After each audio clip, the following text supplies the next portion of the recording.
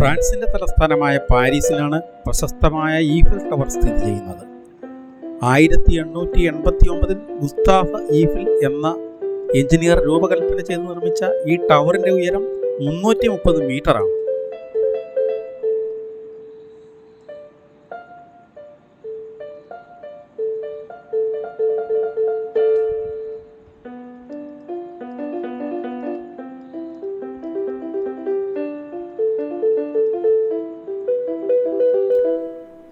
പ്രധാനമായും 3 നിലകളുള്ള ഇതിൻ്റെ മൂന്നാമത്തെ നിലയിൽ നിന്ന് പാരീസ് നഗരത്തിൻ്റെയും പ്രശസ്തമായ സീൻ നദിയുടെ മറുകരയുമായി ബന്ധിപ്പിക്കുന്ന പോണ്ട് ഡി ഇന പാലത്തിൻ്റെയും ദൃശ്യങ്ങൾ കണ്ട് ആസ്വദിക്കുവാൻ കഴിയും.